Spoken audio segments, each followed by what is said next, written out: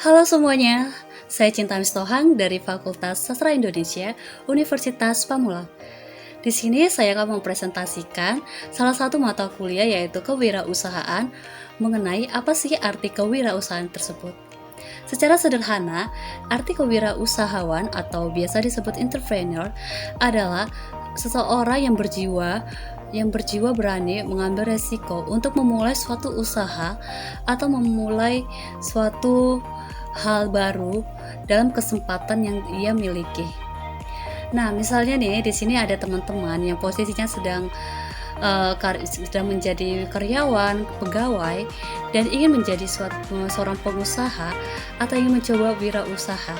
Salah satu caranya adalah dengan mempelajari keuntungan dan kelebihan berwirausaha dibandingkan menjadi pegawai. Di sini aku akan menjelaskan apa aja sih keuntungan berwirausaha itu. Di sini ada 4 poin. Poin yang pertama adalah harga diri kita lebih dihargai karena kemampuan kita bisa memberikan pekerjaan kepada orang lain. Tentu ini bisa kita secara logikanya aja ya. Seperti yang kita ketahui, pengusaha-pengusaha di luar sana pasti lebih disegani dan lebih dihargai karena dengan cara dia memulai suatu usaha tersebut aja sudah menjadi nilai plusnya untuk dihargai. Dan yang kedua adalah penghasilan secara ekonomi lebih besar dibanding dengan karyawannya atau pegawainya. So, ini benar. Karena kan kita sebagai bosnya dan otomatis pendapatan yang kita miliki lebih besar dibanding pendapatan karyawan kita, bawahan kita. Jika misalnya usaha yang kita miliki sudah berkembang, sudah bisa kita rekrut karyawan-karyawan untuk bekerja sama dengan kita. Dan ketiga adalah ide dan motivasi selalu berkembang dan tumbuh kreativitas terhadap usahanya. Poin yang ketiga ini misalnya kita ingin membuat usaha kita ini kedepannya menjadi lebih besar dan memiliki suatu cabang-cabang di berbagai daerah, otomatis secara tidak sengaja kita akan menciptakan suatu ide-ide, hal-hal yang kreatif untuk usaha kita ini. Misalnya nih ada teman-teman yang mulai usaha bisnis bidang kuliner. Pastilah teman-teman akan menciptakan suatu resep yang membuat konsumen-konsumen kita itu semakin betah dengan produk yang kita pasarkan. Dan yang poin keempat adalah keuntungannya itu masa depan tidak tergantung orang lain. Ini tentu benar banget. Masa depan kita tidak tergantung dengan orang lain jika kita serius niat menjalani usaha kita ini. Karena masa depan usaha kita ini ada di tangan kita.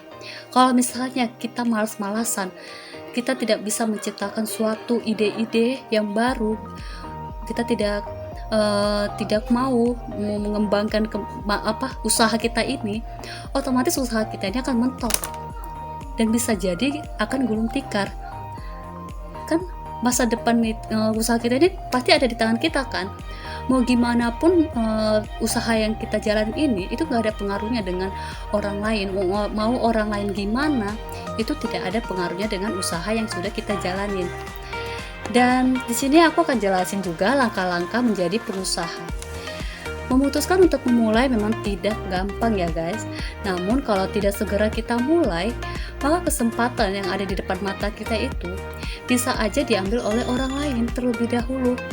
Nah, yang pertama ini langkah-langkah jika teman-teman di sini ingin memulai suatu usaha atau ingin beralih profesi menjadi pengusaha yang tadinya pegawai ingin menjadi pengusaha karena misalnya nih alasannya ingin jadi bos atau gak suka diatur, gak mau ada tekanan. Nah, langkah-langkahnya itu yang pertama adalah berani memulai. Berani memulai tentu suatu poin yang pertama, karena kalau misalnya nih teman-teman sudah ada modal tetapi teman-teman sendiri itu tidak ada niat memulai usaha itu sama aja hasilnya nol, nggak ada. Karena kalau misalnya kita nggak berani memulai dan kita nggak ada niat, itu memang minus, nggak ada kelihatan apa-apa. Modal yang kita ini mau kita jalanin kemana kalau misalnya kita aja nggak ada niat belum memulainya sendiri gitu. Dan yang kedua adalah berani mengambil resiko. Nah, tentu saja setiap keputusan yang kita ambil pasti memiliki resikonya masing-masing. Jadi teman-teman harus memikirkan terlebih dahulu matang-matang apa aja nanti resikonya, efeknya itu ke depan bagaimana jika kita memulai usaha misalnya di bidang bisnis kuliner, fashion, atau alat kosmetik, skincare gitu. Teman-teman harus memikirkan matang-matang resiko kedepannya apa saja dan efeknya kedepannya apa saja, apakah menguntungkan, merugikan, begitu ya teman-teman. Dan yang ketiga adalah penuh perhitungan. Nah, selain kita berani mengambil resiko, kita juga harus penuh perhitungan. Kita harus buat perhitungan dulu, modalnya berapa, keuntungannya berapa, alat-alatnya berapa. Pokoknya teman-teman harus hitungin dulu, jangan sampai nanti setelah kita memulai usaha kita nanti ke depannya yang ada kita malah rugi, modal tidak balik. Nah, dan yang keempat adalah memiliki rencana yang jelas. Teman-teman di sini harus memiliki planning ke depannya yang jelas. Mau dibawa kemana usaha yang ini? Mau seperti apa ke depannya? Apakah seperti ini aja? Apa teman-teman tidak ingin usaha yang teman-teman jalanin ini semakin berkembang atau semakin dikenal sampai ke luar negeri? Nah, itu juga harus teman-teman pikirin. Dan yang kelima adalah tidak cepat puas dan putus asa. Nah, ini penting banget. Teman-teman jangan cepat puas dengan hasil yang sudah teman-teman dapatin dari usaha yang sudah teman jalanin.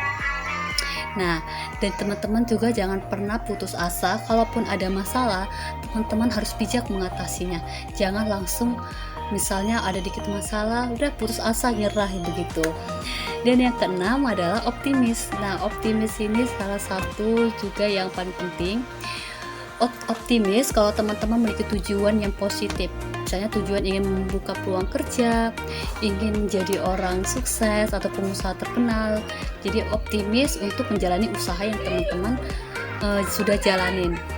Dan yang ketujuh adalah tanggung jawab. Nah, tanggung jawab adalah salah satu sikap yang memang sangat sulit ditemukan dari seseorang ya.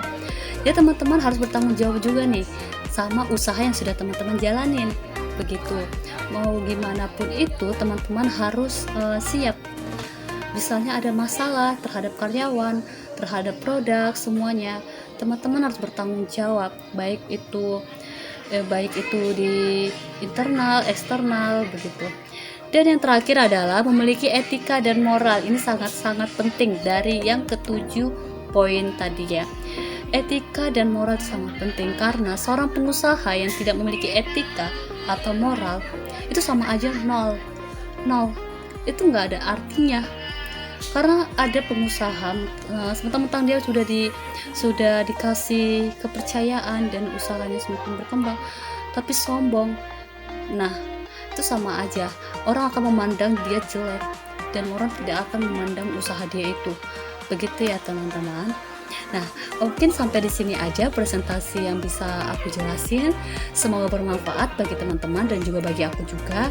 Semoga teman-teman bisa mengambil sisi positifnya dari presentasi ini. Mohon maaf jika ada kesalahan baik kata ataupun sikap yang aku selama presentasi. Saya ucapkan terima kasih dan sampai jumpa. Thank you.